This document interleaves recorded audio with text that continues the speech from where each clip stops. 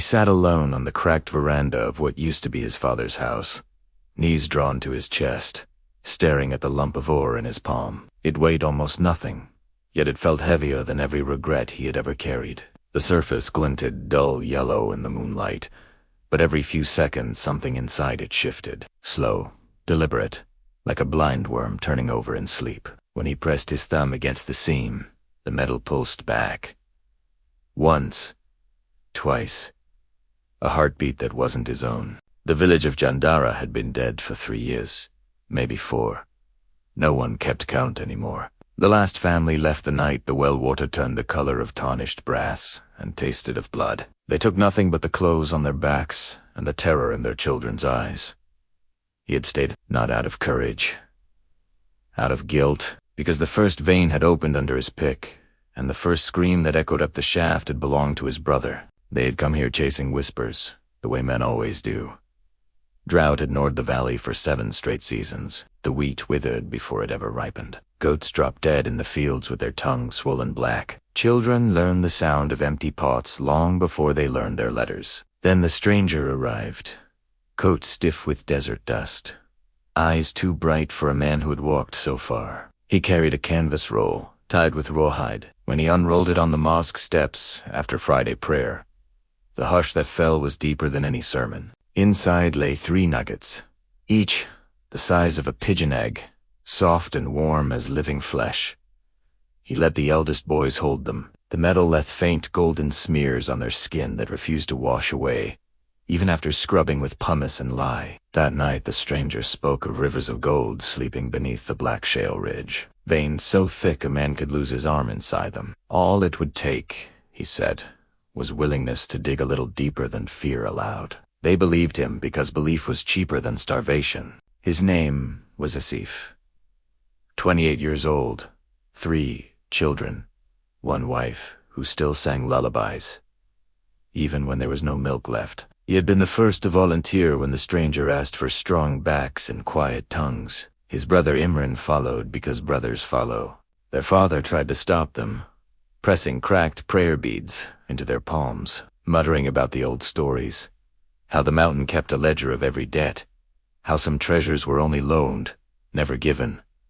They laughed. Hunger makes philosophers of no one. The ridge rose behind the village like a sleeping animal, spine ridged with thorn scrub and loose scree. At its base lay a scar no one remembered making, an old landslide that had swallowed a shepherd and half his flock a generation earlier. They began there, 10 men at first, then 20, then every able-bodied soul who could swing a pick. They worked from false dawn to starlight, lanterns swinging like fireflies in the throat of the earth.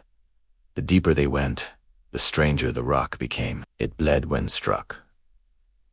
Not red, gold. Thin threads at first, delicate as spider silk, weaving through the stone like roots, searching for water. On the 9th night, Asip's pick rang against something that rang back, a hollow note almost musical. The others crowded round.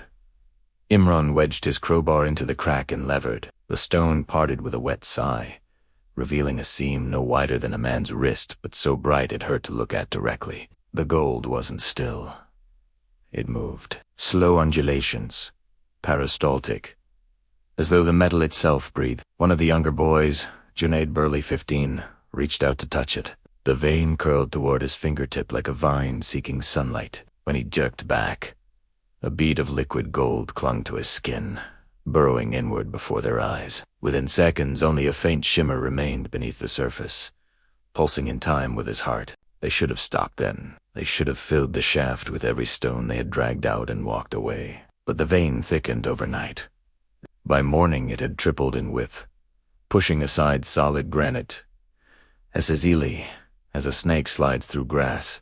The air in the tunnel grew warm, then hot, then feverish. Men stripped to the waist, skin lacquered with sweat and glittering dust. No one spoke of the boy anymore. No one spoke at all. The only sound was the wet thunk of iron on stone, and beneath it, something else. A low, continuous rustle, like dry leaves skittering across tile, or worms turning in damp earth. Imran was the first to hear the voice. He had stayed behind after the others climbed out for evening prayer. claiming he wanted to widen the face before nightfall. Asif found him hours later, sitting cross-legged in front of the vein, head cocked as though listening to distant music. His lips moved soundlessly. When Asif touched his shoulder, Imran flinched so violently he cracked his skull against the wall. "What is it saying?" Asif asked. Imran's eyes were huge, pupils blown wide. "It knows our names," he whispered. "Every one of us. It's been waiting." That night, the dreams began. Not dreams, memories, wearing the wrong faces. Asif saw his children standing at the tunnel, mouths sewn shut with golden thread. Imran watched their mother stir a pot that contained not dull but writhing filaments of living metal. The stranger, whose real name no one had ever learned, stood apart from the rest, smiling the way a man smiles when he has already been paid. By the end of the second week, the vein had become a river. It poured from the rock in slow, viscous waves, pooling ankle-deep in pluses. Men waded through it as though through honey. Where it touched bare skin it left no burn, only a spreading warmth that sank bone-deep and refused to leave. They began to change. Subtle at first. A golden sheen along the forearms, veins standing out, livid yellow beneath the surface. Eyes catching lantern light like polished amber. They moved differently to fluid, almost serpentine. When they laughed, the sound came out wet. Junaid was the first to disappear. They found his pick half buried in a fresh wall of gold, handle wrapped round and round with what looked like golden intestine. No blood, no footprints leading away, just the pickin'. Farther down the tunnel, a single bare foot sticking out of the metal as though someone had tried to swim through it and failed. The foot twitched occasionally. No one tried to pull it free. After that, they worked in silence. 2 men to a shift, never alone. The stranger posted himself at the entrance with a ledger, recording every gram extracted. He no longer smiled. His own skin had begun to split along the hairline, revealing bright metal beneath. When he scratched at the fissures, thin threads of gold wormed out like stitches coming undone. Imran stopped sleeping. He took to wandering the tunnel at odd hours, tracing the moving veins with his fingertips, whispering apologies no one understood. One dawn Asif woke to find his brother gone. The ledger lay open on the stranger's stool. Imran's name had been crossed out in red ink that looked suspiciously like blood mixed with gold dust. Beneath it, in handwriting that slanted drunkenly, someone had written, "Taken early for quality." Asif went in alone. The tunnel had changed overnight. The walls breathed. Slow inhalations that sucked the lantern flame sideways. Exhalations that carried the copper-sweet stench of fresh blood. The gold river had risen to his knees, warm as living tissue. It tugged at his legs with gentle insistence, the way a nursing child pulls at its mother. He waded deeper, calling Imran's name until his voice cracked. The vein responded by thickening, rising, until it lapped at his waist. Something brushed his thigh, soft, questing. Another touch, higher.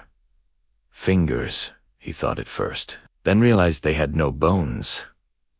He found Imran at the very end, where the tunnel opened into a cavern no map had ever shown. His brother knelt in a pool of molten gold that reached his chest, arms spread wide as though embracing an invisible lover. His skin had split in 100 places. From each tear poured liquid sunlight, knitting and reknitting, forming delicate filigree across his ribs, his throat, the hollows of his cheeks. His eyes were solid gold now. No pupil, no white, just mirror-bright orbs, reflecting Asif's terrified face back at him 1,000 times. "It's beautiful," Imran said, and his voice came from everywhere at once. From the walls, from the metal, from inside Asif's own skull. "It remembers when we were stars, before we fell." Asif tried to back away, but the gold had risen to his chest. It poured into his boots, between his toes, up under his fingernails. Where it touched it burned cold. He felt it seeking, tasting, mapping every vein and artery. When it reached his heart, it paused, as though surprised to find another heartbeat already there. Imran rose. The movement was wrong, too smooth, like liquid poured into a man-shaped mold. "You're late," he said gently. "They started without you."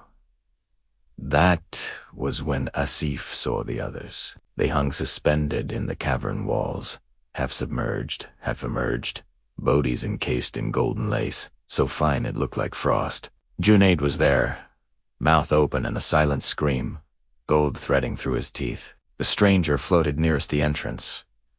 Ledger still clutched to his chest, pages fused into a single sheet of metal. Their eyes moved, all of them, tracking him, waiting. The gold surged. It filled Asif's mouth, his nose, the hollows behind his eyes. For one blinding moment, he understood everything. How the mountain had once been a star that fell screaming to earth. How its shuttered heart had cooled into these veins.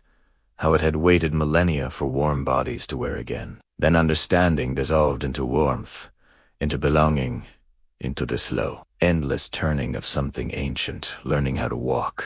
When the next shift arrived, they found the tunnel sealed. Not collapsed, sealed. A smooth wall of gold where the entrance had been, rippling gently as though something on the other side pressed outward. They hammered at it for hours. The metal drank every blow, growing thicker, brighter. By nightfall, it had spread across the ridge like a second skin, covering scrub and stone and the bones of the village below. Seasons.